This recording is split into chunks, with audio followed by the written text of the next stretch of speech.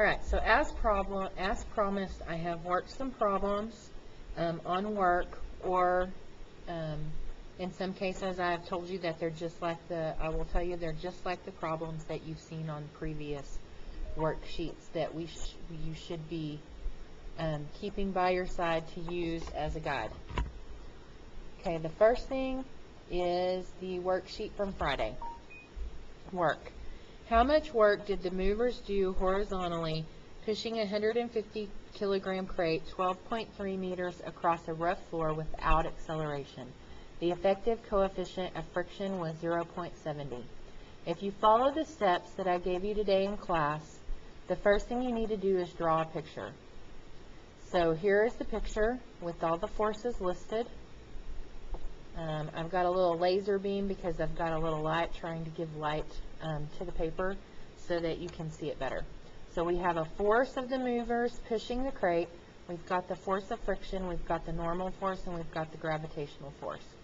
The next thing you do is do a free body diagram if you need to, but I don't need to. I've pretty much got my picture all set, so I need to sum up my forces here. So I sum up my forces in the x direction. Everything that moves to the right is a positive force, everything that moves up is a positive force. So we start with the force moving to the right as a positive force. Then I sum up my forces in the y direction. It says here that we've got without acceleration. So these things are both going to equal 0 right here. The next thing I want to do is I need to find the force I need to solve for. That was next on my list. If it wants to know how much work the movers do. So the movers are the one that are actually giving it the force towards the right. So I've circled this force right here. That's the one I'm solving for.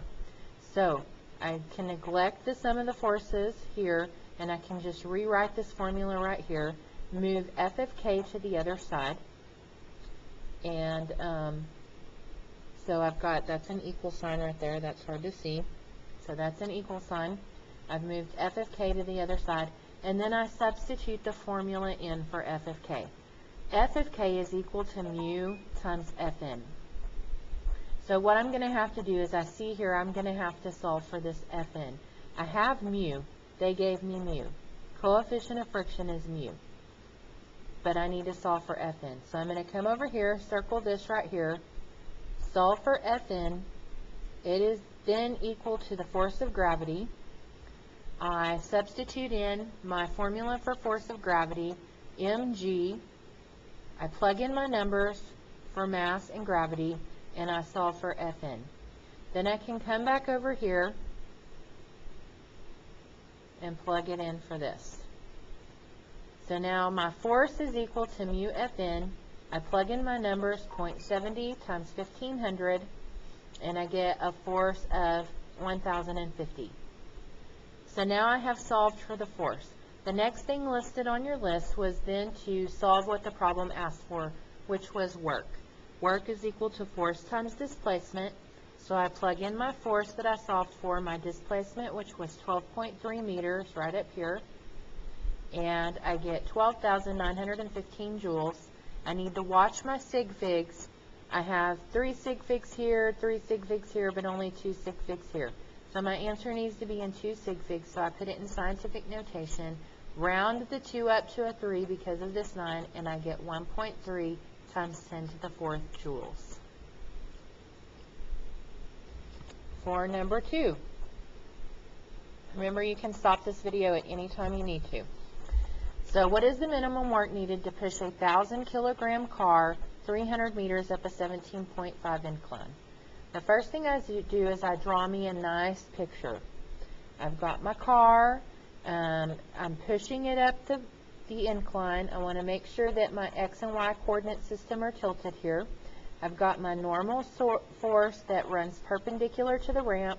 My force of gravity runs straight down, which means that it is out of the xy plane, so I have to fill in my components here. This angle right here equals this angle right here. So this side is going to be opposite, so it's FG sine theta according to SOHCAHTOA. This side is adjacent, so it's FG cosine theta according to SOHCAHTOA. So I get my picture drawn, my vectors resolved if they are not in the xy plane, and then the next thing I do is sum up my forces. So I have the sum of the forces in the x direction are F, running in the x direction here, and then I have this force down here, this force of gravity that is making it hard for this car to be pushed up this ramp, and it is going in the opposite direction. It is pulling the car down. So that is going to be a negative Fg sine theta. There's not going to be any acceleration here according to the problem, so that is equal to 0. Then I sum up my forces in the y direction. That is going to be Fn minus Fg cosine theta in the y direction is equal to 0. I locate the force that I want to solve for. It is the work needed to push the car up the ramp. So I am looking for this force right here. So I circle it right here, and I disregard this right here, and I set it up to solve for it, which means I'm going to have to move this Fg sine theta portion to the other side over here. So I get F equals Fg sine theta. I substitute in my mg for my Fg, so I have mass times gravity times sine theta, and then I plug in my numbers. My mass was 1,000, gravity is 10, and it gave me the 17.5 degrees, and I get force is equal to 3,007 newtons. I can now then go to step number 5, which is to complete the problem by solving for work. I plug in my force I just found. My displacement is 300. It gives me that in the problem. And I'm able to solve for 902,100 joules. Again, I need to be careful about my sig figs. I have a minimum of 3 sig figs, and I actually solved it for 2, so I need to add another sig fig in here. So it's going to be 9.02 times 10 to the 5th joules. Then we move on to part B, where it says, now assume the coefficient of friction is 0.25. So all I have to do is add in that coefficient of friction piece to my sum of my forces above. So now not only do I have F minus Fg sine theta, but now I have minus force of friction equals 0. I can disregard the F of x, move the Fg sine theta and the Fk to the other side, plug in my mg formula for my Fg, so I have mg sine theta, substitute my mu Fn for my F of k, so mu Fn, and I see right away I'm going to need to solve for Fn. So I pull down my sum of my forces in my y direction from the previous part A of the problem, and I solve for Fn here, which means I have to move Fg cosine theta to the other side. Substitute mg in for F of g, plug in my mass, plug in my gravity, plug in my angle, and I find that Fn is equal to 9,537.17 newtons. So then I can plug it in for this right here. So then I come back to this part of the problem right here, put in my mass, put in my gravity, my sine, and my angle, plus my mu, which it gave to me in my problem right there. That's my coefficient of friction is mu. And then my Fn right here goes right here. So I solved this portion right here. It's 3,007. And then this portion right here is 2384.29. I add those together and I get 5,391 newtons. So that is my force. Now I need to solve for work. Work is force times displacement. So I plug in my force. My displacement is 300 meters.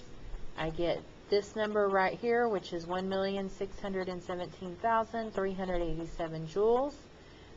I only have 2 sig figs in part B, so I need to get this down to 2 sig figs.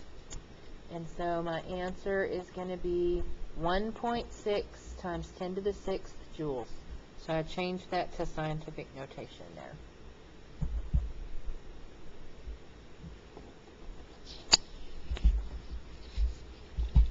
Moving on to the next problem, problem 3. Now here, I did a problem just like this for you in the modeling and guided practice. If you were not in class that day, you can also find it on the AP YouTube or on the YouTube channel. It was for Friday, December 5th. It is, if you do have it, if you were there that day, you just look at number 5 on work and work done by a variable force. That was the modeling and guided practice I did for you. The only difference there was is in the problem that I worked for you, I split that up into a rectangle and a triangle. Here we have a trapezoid and we have a trapezoid. So I'm going to go ahead and give you the area of the trapezoid is equal to 1/2 base 1 plus base 2, this being base 1, this being base 2, times height. And so you would use this area to solve that problem. Now moving on to work 2. I did work 2 in class for you today. Let me pull that work for you.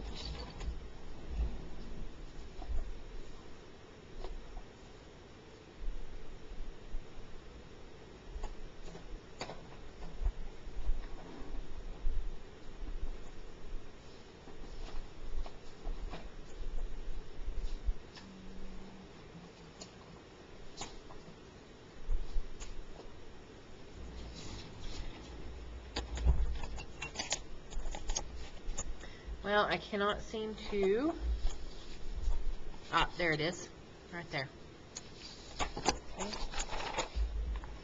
So here is the work I did for you in class today on the first problem on work 2. I started with my picture, my free body diagram. I summed up my forces in the y direction. It's the only way to go. Found the force I needed to solve for was the normal force. Plugged in mg for f of g, found my force right here, and then plugged it into my work formula, force times distance equals that. Then found my work done by gravity, and then found my net work, which is just adding all of my works together to come up with 0 joules. Remember, you can pause this video as needed. So I'm going to go on now. Number 2, I'm going to tell you that number 2 is just like the one I worked on work. Number